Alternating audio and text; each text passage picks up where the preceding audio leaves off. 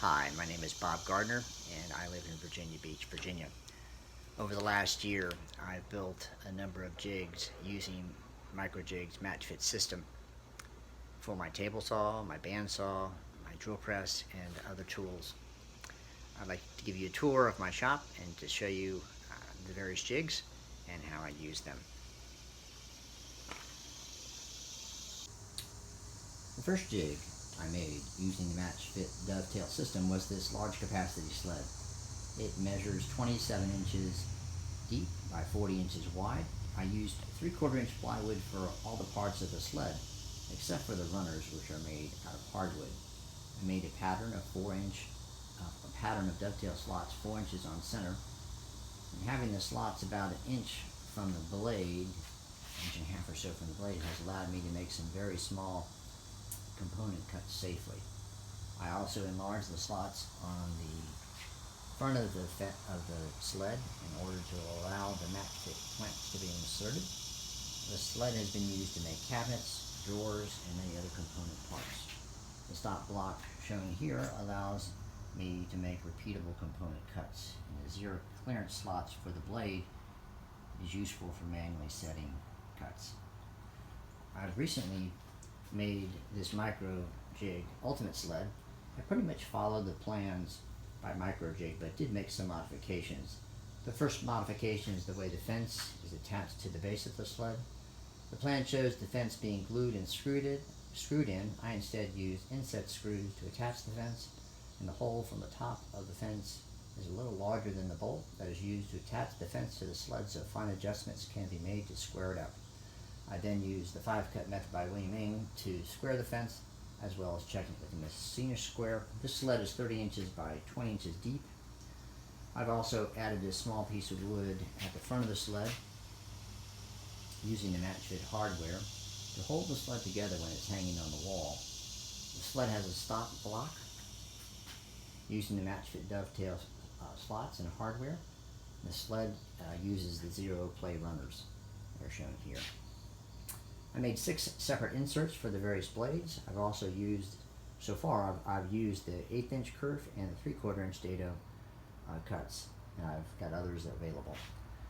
I also made a second sled for my brother, which is shown here. The next jig I made was a miter fence extension.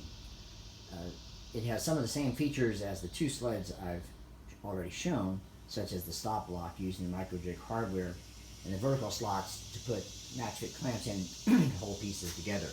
And I use the Matchfit hardware in order to attach it to the miter gauge itself. I've also made this tall auxiliary fence to manage various panel cuts. The fence is 11 inches tall by 47 inches long, and I use this particular setup to make a number of the component parts for these 20 drawers for my workbench. I've also constructed this smaller sacrificial fence that I use for rabbit cuts and other cuts that are close to the fence that I don't want to damage my fence by. And as you can see on the tall one that is shown here, I've got the vertical slots that are then I put the Matchfit clamps into and attach it to the anchor fence. I recently built this workbench for my workshop.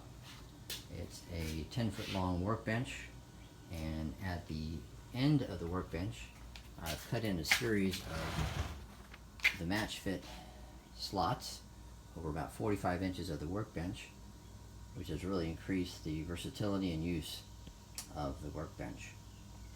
One of the more used sleds in my shop is this tapering jig. It's 4 foot long by 10 inches wide and has a series of Matchfit slots for holding down the wood while cutting it. It has a 4-foot runner that insets into the miter slot. The zero clearance edge is up against the blade. The jig can be used for tapering and for squaring rough cut edges. My son-in-law and I just finished building a set of bunk beds using red oak, which was not fully cured, so it tended to bow as it dried. This jig provided a way to establish level and straight edges, after which pieces could be ripped to the design width.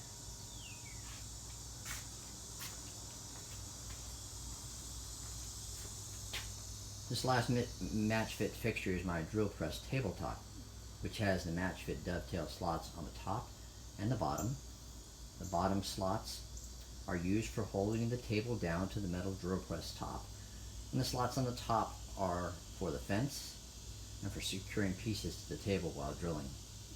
The top also has a replaceable inset in the middle of the tabletop, which can be replaced once they get damaged from multiple drilling. I've made several fence attachments for the tabletop, 2 shown here. I've made a low profile, medium profile, and high profile fence. The low and the medium fences are shown here, and the high profile fence is shown here. I also made this homemade do-it-yourself track saw using the Dovetail system, which allows me to secure the wood, to secure the track to the wood while I'm cutting it, and then the blade, the handsaw, goes along this track. And that's worked pretty well. Yesterday I was inspired to make this last Matchfit dovetail setup to complement the bench dog setup on my modified Ron Paul workbench and outfeed table. This provides additional flexibility for clamping things beyond just what the bench dog holes provide. It includes a 39-inch by 48-inch top with the dovetail slots 4 inches on center, and a 12-inch wide by 39-inch long side panel for vice-type work.